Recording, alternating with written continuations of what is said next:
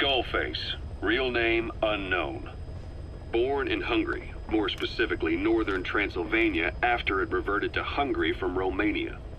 While he was young, the country allied with Germany as part of the Axis powers, but later during the war, it came under Soviet occupation. The Hungarians struggled for independence, but the Soviets came down. Hard. Just like he said, time and again the country was ruled by a foreign tongue.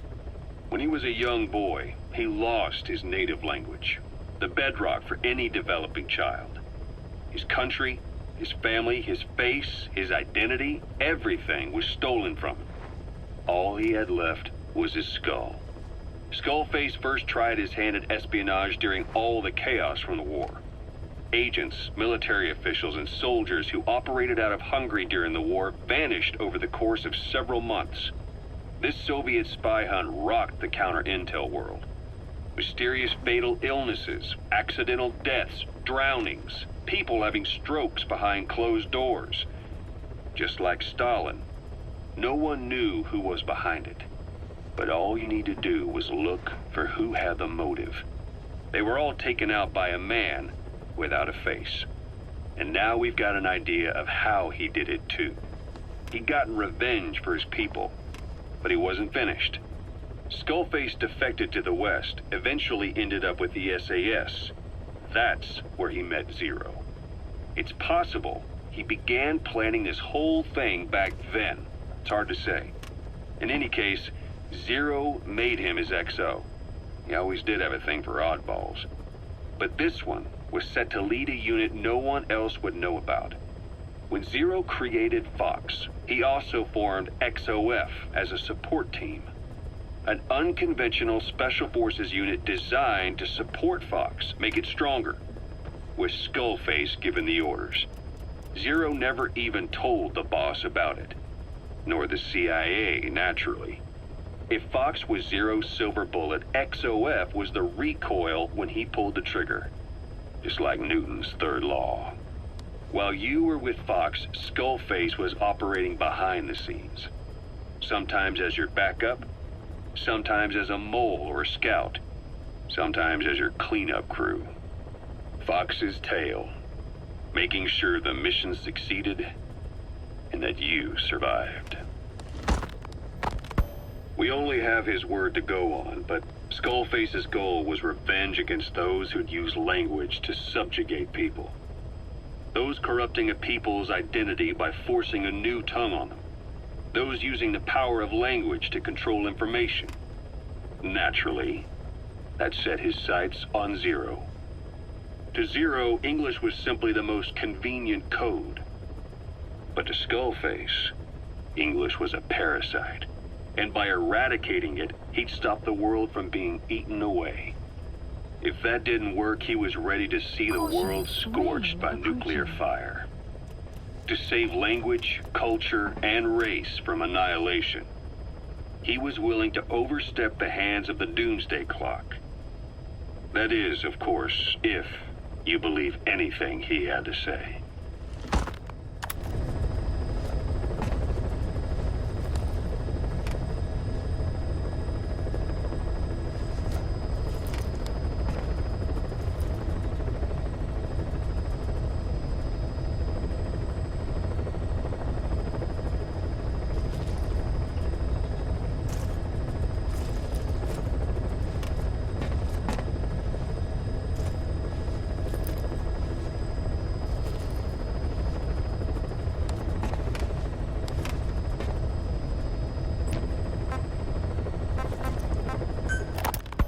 Snake, you remember the White Mamba? Of course, he's been going by Eli since we brought him on base. He was the leader of the child soldier unit we took out of that village and into our protection. Well, according to the kids you brought back here, all the escapees were especially close to Eli. There's reason to suspect he's behind all 6 escapes. We've already detained him. I'll be questioning him shortly. Wait. You'll be? Awesome.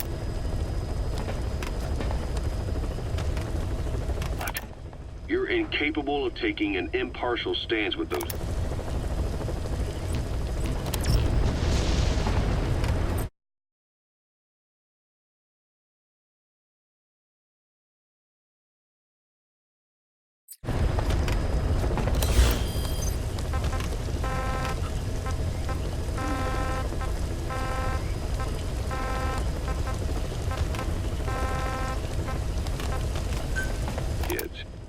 Question them all you want. It'll get you nowhere.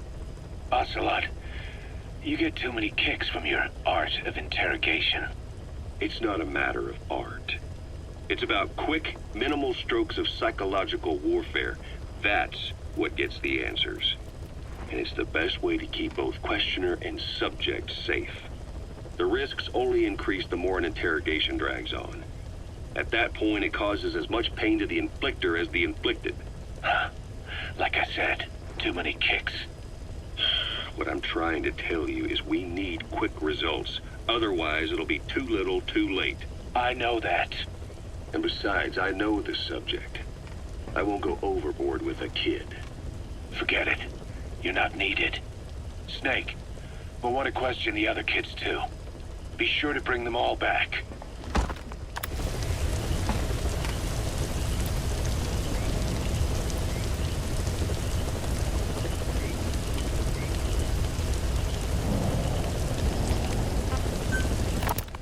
Snake, about the escaped children. Eli confessed. The way he tells it, they wanted to go back to the battlefield. Don't rob them of their freedom, he said. If you bring them all back, there will be consequences. Next to be asking for our surrender. Consequences? What consequences? No idea. That's all I have for now. You're too attached to those kids. Stop protecting Eli. Listen to yourself. Let me question him, and we'll get some real answers. Not necessary. I'll report as and when.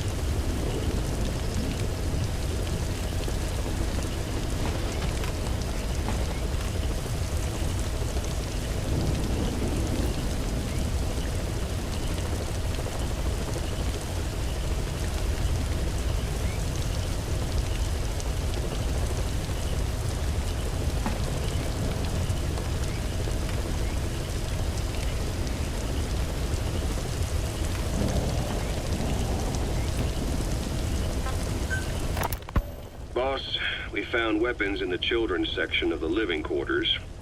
As you know, weapons are strictly off limits. We've got some rule breakers.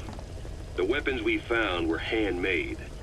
Blades ground out of knives and forks, a couple of bow guns built out of scrap, and explosives made using detergents. And get this, the explosives were tightly packed with nails. The kids put the blame on, you guessed it, Eli. I guess that's what he meant by consequences. I questioned him about it, but this time he claimed they want to be put out on missions. Send us to the battlefield, he says.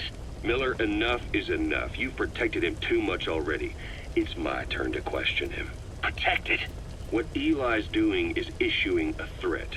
Comply with my demands or I'll respond with force. But it'll be war at this rate. Forks and soap aren't gonna kill us, but some of them will end up dead. Is that what you want? Now, I hate to say it, but they want to be on the battlefield. It's time you gave up this fantasy. Eli, he said they'd rise up against us if we bring the last kid back. There, you see? Ignore his demands. Don't let him return to quarters. That attitude is contagious. We'd lose control over them for good. For the time being, we've confiscated those handmade weapons. We're bumping up security and the number of psychiatric counselors. As for Eli... He needs some very special care. You mean solitary? Well, we can't leave him in contact with the other kids. If you won't do it, I will. Boss, keep working on extracting those kids.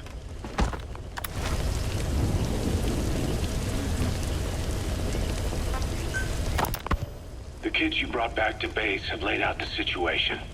They all escaped to each of their home villages, or were trying to get home, and lost their way. Not that homesickness is gonna explain everything we've seen. Each of their home villages? They were trying to raise troops for the rebellion. You really think these kids have an armed uprising in them? You read the report of the security team member who had a rock thrown at him. There'll be a riot if we don't do something. And Miller, this is because you didn't act fast enough. Fine. I'll admit you were right this time. Seal off the kids' quarters from outside contact before it's too late. All right. Eli said his rebellion would start when the last kid is brought back, right? You better be ready to meet him head on if it really happens. Yeah. You should have left it to me in the first place.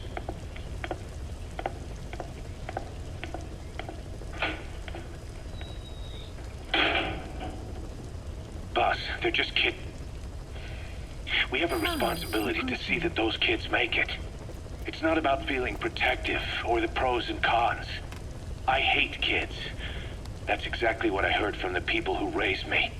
People who abandoned me, more like. That's the spark that kept me going, you know? I wanted to show those adults what I was made of. Wanted to get back at them one day. But before I knew it, I was all grown up. Never saw it coming. All of a sudden, people treated me as an adult. Some adult I turned out to be. But I feel like if my life had been different, if the adults I knew had been different, I could have grown up better. Yeah, that's it, all right. I wanted to use those kids to test that theory. That's all this was. From their point of view, I'm no different from the assholes who gave me a hard time. When this is all blown over, I'll talk it out with them. If that's still possible. Boss, there are still kids out there. Bring them back safe. Boss, it's me. Eli's revealed what he wants. He wants to speak with you. With Big Boss. He just said, bring my father here. Eli's too smart for his own good. No way to tell what he's thinking. All we know for sure is his men are important to him. That means we can use the escaped kids as leverage in any negotiation. Once you've brought the last one back, I'll interrogate him. If the kids do rise up, we'll meet them full force. End of story. I didn't want things to turn out like this. We could have prevented it, but it's too late now. If Eli means to take this all the way, he's gonna force us to do the same. Boss, go get that last kid.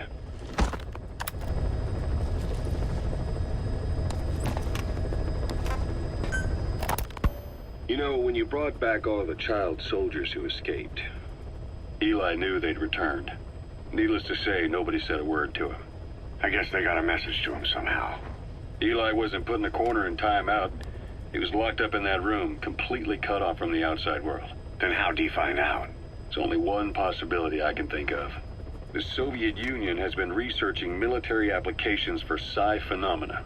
Psi? Things like psychokinesis and ESP, extrasensory perception. You mean moving objects without touching them? Knowing what card somebody's holding up? Psychic powers? Come on. I thought that was just another bunch of disinformation aimed at the West. Just bear with me a second. One type of ESP is telepathy. It's the ability to know another person's thoughts through non-verbal means. You're saying Eli read our minds? It's the only idea that doesn't involve someone getting to him. Ocelot. Look, psi research isn't some hocus pocus. It's all evidence-based, scientific... There's gotta be another explanation. Maybe one of the kids stuck a note to your back. I hope that's the case. But I am convinced that they have, or Eli has, a connection to some force we have yet to identify. You better watch yourself, boss. How am I supposed to do that? If he is depending on something for help, well, that's his Achilles heel.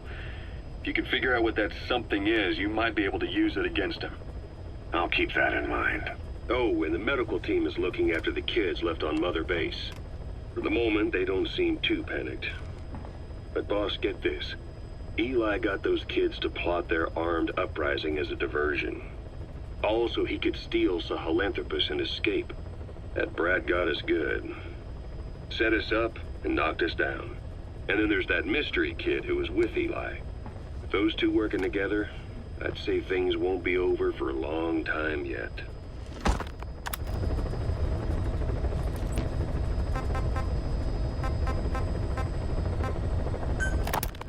Rise and shine, old-timer. It is complete. I had our best and brightest working overtime, fine-tuning the greatest burger the world has ever known. I call it the chemical burger.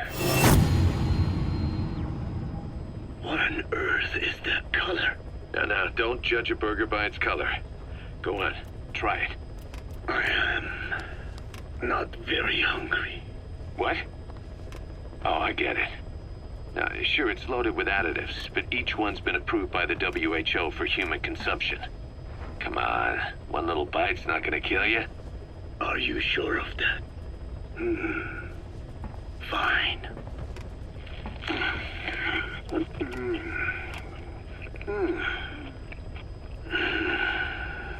Well, what do you think? It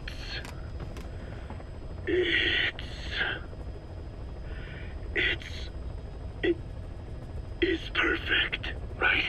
Right? This takes me back to the taste of my youth. The neon signs on the mother road. Oh, I can see them now. So, what do you think of our signs now? And it doesn't just taste great. You won't believe how cheap it is to make. And because it's pumped up with preservatives, it won't spoil easily in regions lacking refrigerated storage or transportation infrastructure. This bad boy could even solve Africa's hunger problem. Excuse me? People will no longer fight over food or find reason to hate one another. Mankind will come together, reunited between these fluffy buns. Forget Pax Americana. Say hello to Pax Hamburgana. Pax Hamburgana. Skullface thought that destruction was the way to free the peoples of the world from American imperialism. But this is different. Tackling something head-on just makes for more conflict. Only by uniting the world can its various inhabitants truly become free. Having lived as an American parasite as long as I have, I know what I'm talking about. The chemical burger is poised to be the greatest liberating force the world has ever known. An ethnic liberator. Burger. Now all I need is a better brand image, starting with a name. Gotta run, old-timer. I'll catch you later.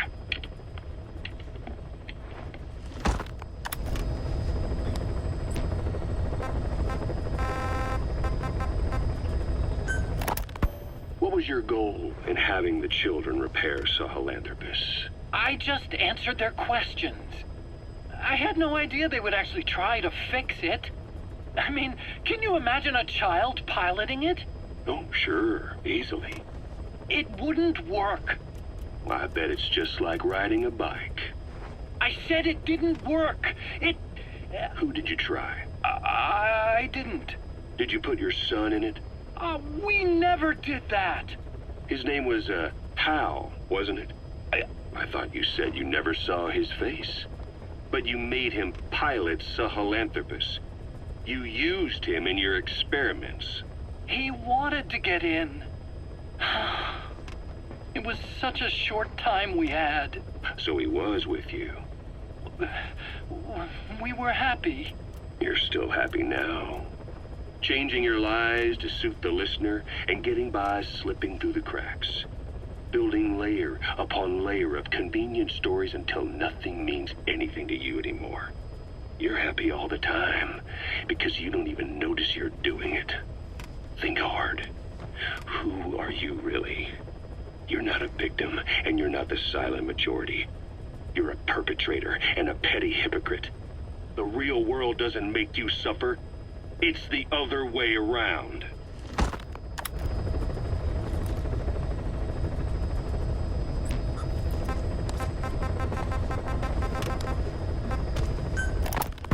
Boss, we've got the results of Eli's genetic tests. We can finally put this worry behind us.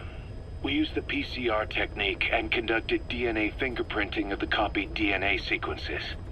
Neither is mainstream science yet, but the concepts and procedures are sound. Both tests say there is 0% chance that the two of you are blood relatives, meaning the results are negative.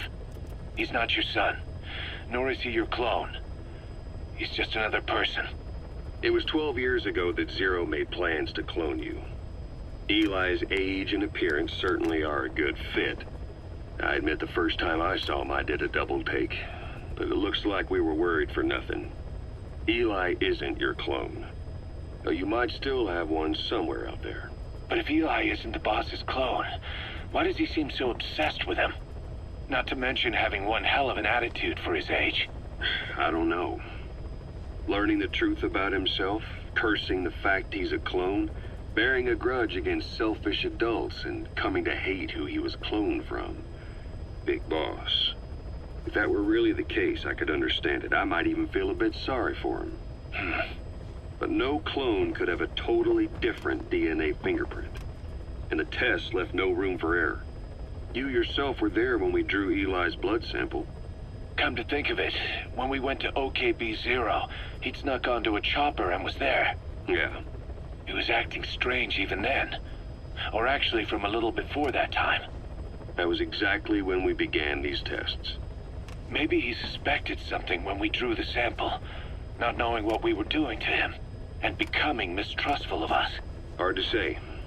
Eli's had an attitude problem from day one. So what is he then? Well, if he's gonna tell us that himself, we'll need to get him to open up more first.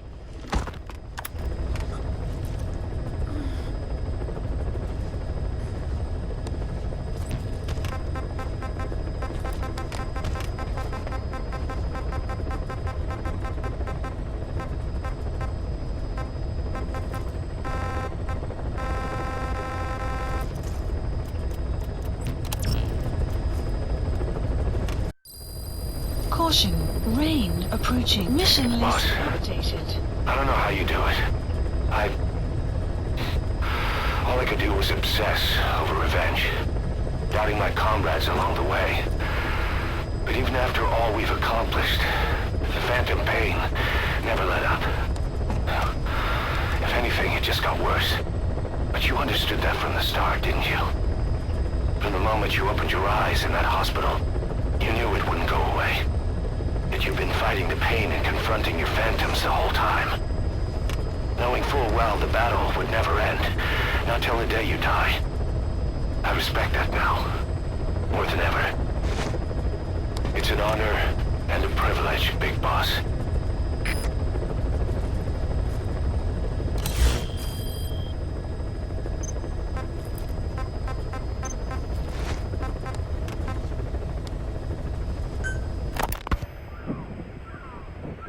12 hours after exposure to the blood of a symptomatic colleague, I found myself making my way up the stairs to this room. And I am not alone. Everyone who's infected, we've all come up here wanting to get outside. I know full well I mustn't leave, given the possibility I'm infected. Yet, I can't contain this urge I feel inside me, like the alcoholic who tries to make any excuse for one more drink. Every step I took up those stairs filled me with this sense of bliss. I still have all my wits about me. It took no time at all to rewire the electronic lock and open the emergency exit. Then, just as I was about to set foot outside, I finally realized what was going on. This desire for freedom is not my own, but that of the vocal cord parasites inside me. They want the ravens to feed on us, pecking us to death. Attracted by these sweet secretions, they have mutated to facilitate this. The sweet smell is powerful enough to attract even a species with such a weak nose. So, before the parasites take complete control, I must. Most of the staff in here are already infected. At least, everyone I've looked at is. Infection with this parasite causes a high fever in the pharynx. I have modified a pair of night vision goggles to react only to this temperature range. With these goggles, you can identify who is infected. Other infected will, like me, feel compelled to make it outside. If the ravens get their meal, they'll head for land next. That cannot be allowed to happen.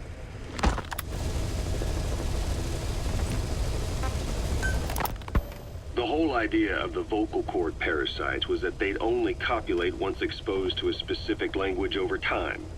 But the parasites infecting our men in the laboratory laid their eggs straight away. The larvae were eating their lung tissue almost immediately. What kind of mutation was it? Those who were infected and cured still carried the vocal cord parasites in their throats.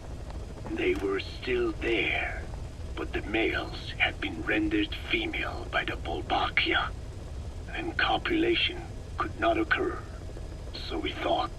But it is the Wolbachia that mutated. Not the parasites? You remember I told you the Wolbachia attempts to maximize its number of female infected hosts? Yes, hence the male-to-female transformation. Precisely. But other Wolbachia strains use different methods. Cytoplasmic incompatibility, killing the males, and parthenogenesis. Parthenogenesis? Aphids? Aphids use that to reproduce via females only. Very good. The females lay their eggs without a male present, creating clones of themselves in explosive numbers. Parthenogenesis was originally a means for an organism to take maximum advantage of abundant resources by increasing its numbers. Certain strains of Wolbachia force this to occur, to create more and more infected females. And that's why our men develop symptoms in the blink of an eye. Wolbachia causing parthenogenesis is common in parasitic wasps. Of course, the Wolbachia I introduced to you men did not have this characteristic, but I believe the mutation, whatever it was, caused it to force parthenogenesis in its host, the vocal cord parasites. The Wolbachia we used to prevent egg laying became the agent of limitless reproduction. We'll be more clear shortly. There's something else. The symptomatic infected in the laboratory all wanted to get outside, even knowing there was napalm waiting for them out there. You said the parasites made them act that way, but parasites controlling humans. Is it possible? Parasites altering the host's behavior is a common occurrence in the world of nature. Long ago, the vocal cord parasites had this ability, but even I never foresaw they might control humans. Until I heard the things your man said. You mean the researcher on the top floor? The bit about, I'm not a snail. Yes. Among parasitic worms, there is a genus called Leucochloridium that uses snails as intermediary hosts. As you know, snails prefer dark, gloomy environments. But once parasitized by Leucochloridium, they desire to be in the light. And that is not all. The parasitic worms thrust themselves into the snail's antennae, making them swell to abnormal size. The snail, meanwhile, frantically wiggles its antennae as the parasites squirm inside. The swollen, wriggling antennae soon resemble caterpillars. I don't get it. It is so they can be eaten by birds. Leucochloridium needs a bird as its definitive host. To breed, they require their snail host to be snapped up by a predator. So they make the humble snail appear to be a delicious caterpillar and lead it to somewhere in open sight. So you mean the staff trying to get outside was so the birds could pick at them. The parasites altered their mental state, making them crave higher places and to be outdoors. I can only surmise that both the Wolbachia and the parasites mutated before the ancestors of the vocal cord parasites infected humans. Their hosts were birds. What we saw in the laboratory was some throwback to that time. The parasites attempting to make birds their intermediary hosts. It sounds insane. A praying mantis that is host to a parasitic hairworm will dive into water and drown itself, just so the hairworm can lay its eggs in water. Rats infected with Toxoplasma gondii lose their instinctive caution and run right up to cats. Just some of the many ways parasites control the host. But we're humans. Surely our minds are too complex for that. I thought just the same. Free will is what makes us human, so it never occurred to me that the parasites could be controlling the symptomatic. But the mood, the will of a person can be easily affected by the balance of their cerebral substances.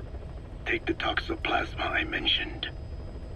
It does infect humans, and it is thought the infected develop a more reckless attitude. But to think that mutations occurred in both the Wolbachia and its parasite hosts. Your observation is most apt. Both mutations occurring at once indicates the presence of a powerful mutagen. I see.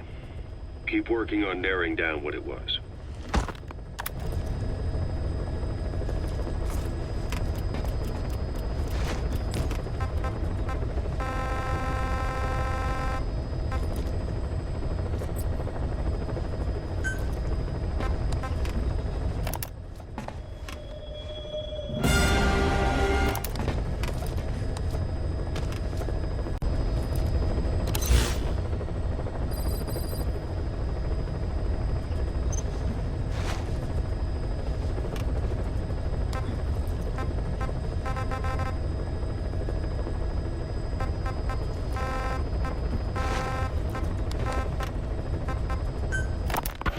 Well, Doctor, I have the report on the incident at the quarantine facility.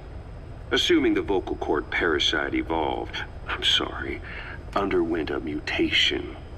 The only plausible explanations are exposure to some high-concentration mutagen or radiation.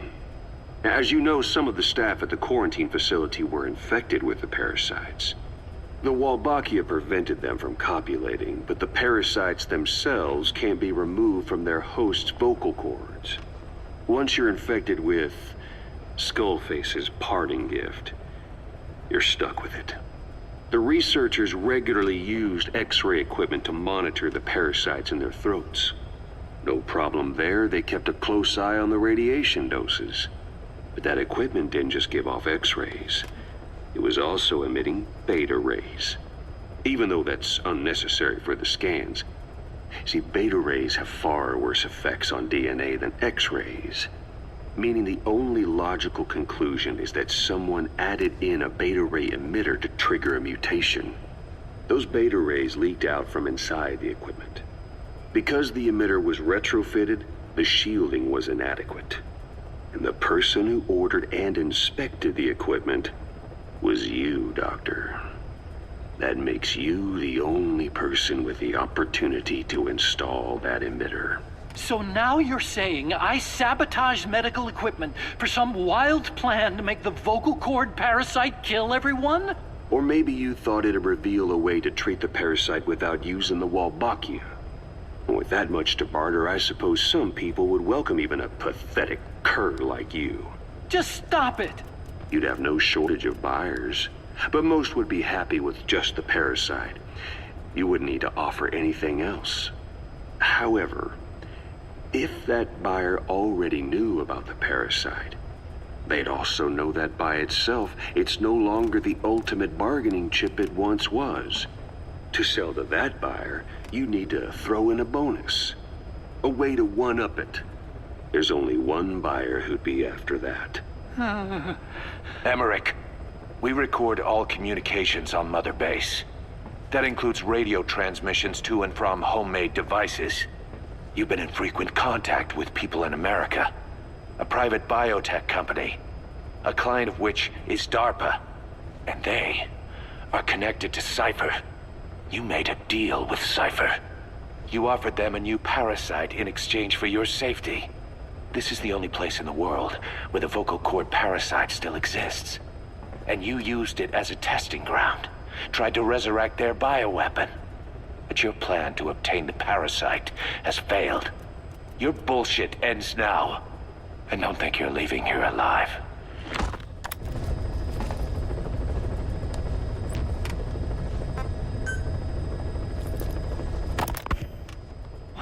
Wait, what are you talking about? Just what do you plan to do? Present the charges against you, and render an appropriate punishment. You're gonna put me on trial? Call it what you like.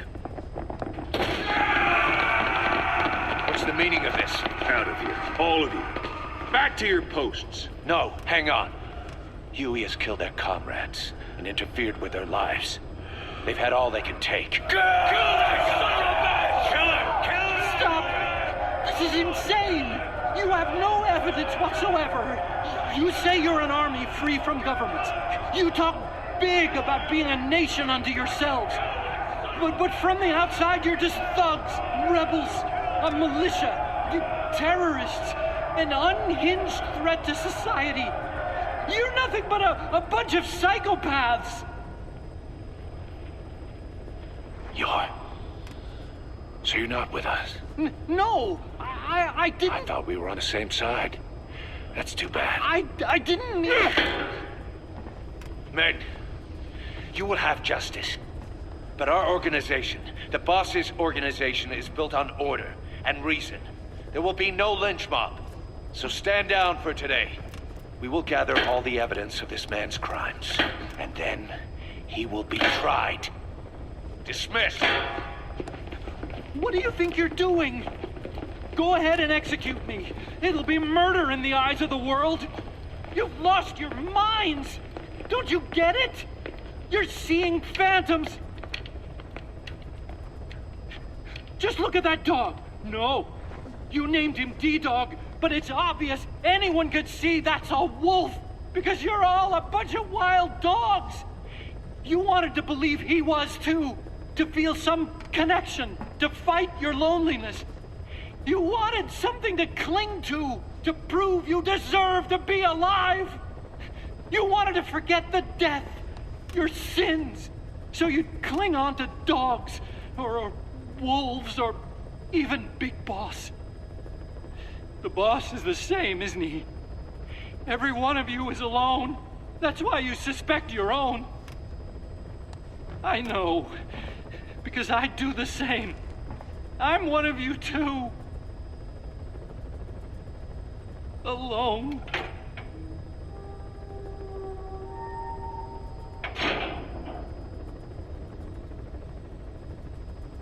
Open your eyes! What you're doing is murder! Plain and simple. All you ever create is war! War and violence can never lead to peace!